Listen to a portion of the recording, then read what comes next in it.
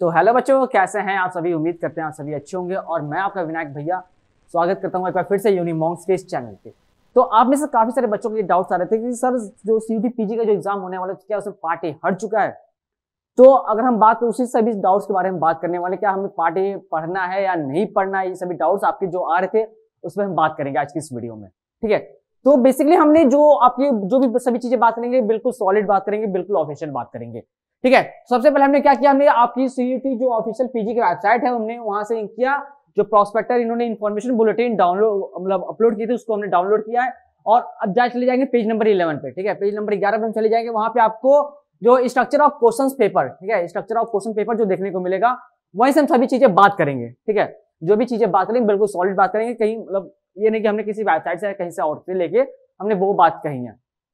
ठीक है, तो जहां तक है आपके चांसेस सही बन रहे हैं कि आपके जो पीजी के एग्जाम होने वाले पार्ट ए जो आपके 25 क्वेश्चंस आते थे जिसमें वो आपके जीके जीएस हो गए, लॉजिकल रीजनिंग्स हो गए, हिंदी इंग्लिश हो गया, ये सभी चीजें आपकी हटा दी गई हैं। ठीक है, अगर आपने पीजी पार्ट ए की अगर प्रिपरेशन स्टार्ट कर दिए थे तो आप उसको रोक दो, उसी स्किप कर दो।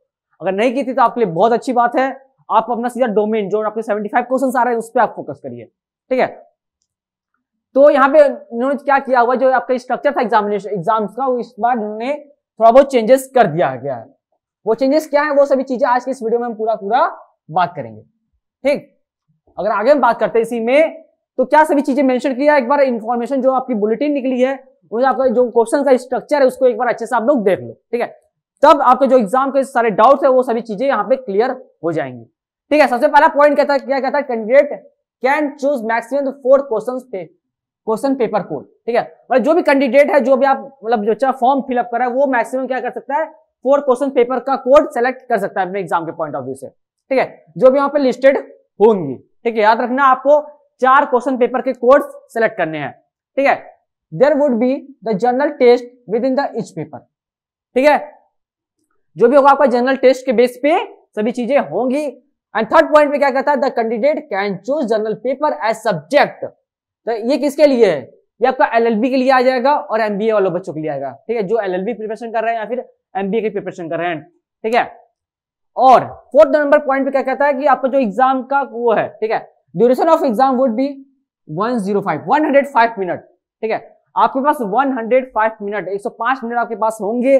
पिछली बार आपके पास 120 मिनट थे। ठीक है, पिछली बार आप बच्चा लोग आपके पास 120 मिनट थे, बट इस बार आपका 105 मिनट आपके पास एग्जाम के लिए मिल रहा है। ठीक है, तो यहाँ पे क्या है, आपका जो एग्जाम का ड्यूरेशन था उसको कम कर दिया गया है। यही इसी के चलते हुए आपका जो क्वेश्चंस पेपर है, ठीक है, जो हमें क्वेश्चंस आएंगे 24 में एग्जाम में, उनकी भी नंबर्स ऑफ क्वेश्चंस को डिक्रीज कर दिया, कम कर दिया। ठीक है, मतलब जो भी आपको क्वेश्चंस होंगे वो 75 क्वेश्चंस आने वाले हैं। ठीक है, 75 मतलब 25 क्वेश्चंस को हटा दिया गया है और वहीं पे आपके 75 क्वेश्चंस आपके एग्जाम में आने वाले हैं। और उसी के चलते आपका यहाँ पे ध्यान रखिएगा, आपके जो 105 मिनट कर दिया गया है। ठीक है, जो टाइमिंग है इसको भी कम कर दी गई है आपके एनटीए के द्वारा। ठीक है, और उसे आगे हम कंटिन्यू करते हैं। अगर तो 4 मार्क, ठीक है, सेम वही चीज है, अगर आप राइट आंसर देते हो तो आपको +4 मिलता है, रॉन्ग करते तो आपका -1 वहीं पे हो जाता है। ठीक है, ये पुराना वाला ही चला आ रहा है सिस्टम इनका। ठीक है, language paper will be concerned language expect the linguistic which would be the English. ठीक है, ये सभी चीजों को आपके जो लिंग्विस्टिक्स वाले बच्चे हैं या फिर जो इंग्लिश वाले हैं ये उनके लिए सभी पॉइंट्स यहाँ पे आ रहे हैं।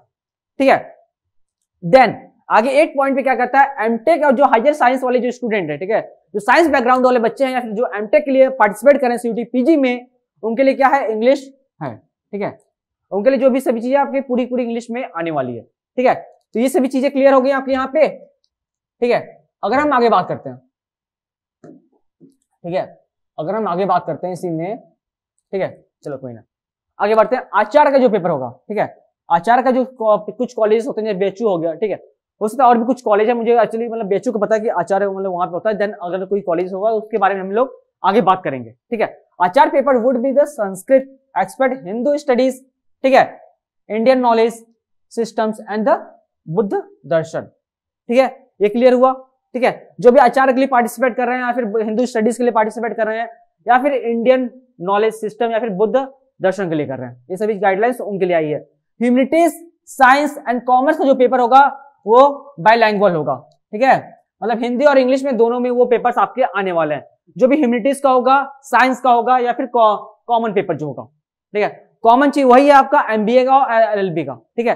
हमें काफी सारे लोग बच्चे डाउट्स में आ रहे थे सर जो कॉमन पेपर आएगा वो किसके लिए आएगा। तो कॉमन पेपर बच्चा लोग याद रखना आपको सिर्फ एलएलबी और एमबीए के लिए आ रहा है। बाकी सभी चीजें जो पेपर्स होंगी वो जनरल वाली पेपर होंगी, एमए, एमएससी, एमकॉम वाली, ठीक है। तो उसके लिए क्या करना है, उनको आपको डोमेन स्पेसिफिक जो सब्जेक्ट्स आपके ग्रेजुएशन में है उनको पढ़ना है, ठीक है। बट एलएलबी और एमबीए में क्या है, वो सभी चीजें चेंज है, ठीक है, डोमेन स्पेसिफिक नहीं है। तो अगर आपको इससे रिलेटेड कोई डाउट्स अगर आ रहा है तो बिल्कुल कमेंट में बताइए, हम उसका जल्द से जल्द आपके लिए वीडियो बना देंगे, ठीक है। Examination would be conducted in 3 shift, ठीक है। मतलब जो भी आपका एग्जाम होगा 24 में एग्जाम में, ठीक है, वो 3 शिफ्ट में आपके एग्जाम होंगे, ठीक है। 3 शिफ्ट में आपका एग्जाम करवा दिया जाएगा। पिछली बार क्या था, पिछली बार 2 शिफ्ट में आपके एग्जाम करवाए जा रहे थे, बट इस बार इन्होंने 3 शिफ्टिंग कर दी है, ठीक है।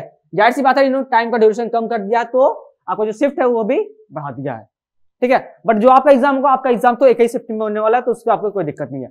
The English version of the questions in the question paper expect the language Acharya will be the taken the final, ठीक है। Then the syllabus of the questions paper code will be available on the website, ठीक है। मतलब जो भी आपका syllabus है, जो भी आप प्रिपरेशन करो 24 के एग्जाम के पॉइंट ऑफ व्यू से, उसे जो सब्जेक्ट के कोड्स हैं वो सभी चीजें आपको इनकी ऑफिशियल वेबसाइट, एनटीए की ऑफिशियल जो वेबसाइट सीयूटीपीजी की जो नई बनी है वहां पे आपको मिल जाएगी, ठीक है। जिसकी हम बात करते हैं तो इसका लिंक हम आपको नीचे डिस्क्रिप्शन में प्रोवाइड कर देंगे। अदरवाइज हम बात करते हैं तो इसकी वेबसाइट का नाम है pgcut.samar.ac.in, ठीक है। सेम ऐसा है आपका सीयूटी यूजी वालों की तरह, ठीक है। तो आई होप बच्चा लोग आपको ये वीडियो समझ में आई होगी, जिसमें हमने बात किया जो पीजी का पार्ट है, ठीक है। इंपॉर्टेंट क्या है, सीयूटी पीजी का जो पार्ट है यहां से हटा दिया गया है, ठीक है। मतलब जो आपको फोकस करना है, आपको डोमेन स्पेसिफिक जो सब्जेक्ट्स आपके है उस पर आपको फोकस करना है, और आपकी जो प्रिपरेशन है 24 के पॉइंट ऑफ व्यू से वहीं से करनी है, ठीक है। आपको रीजनिंग, जीके, जीएस ये सभी चीजें नहीं पढ़नी है, और उसको जो कुछ गाइडलाइंस थी आपके एग्जाम के पॉइंट ऑफ व्यू से वो सभी चीजें हमने यहाँ पे क्लियर कर दी। तो तब तक के लिए धन्यवाद, मिलता है किसी नेक्स्ट वीडियो में। Thank you.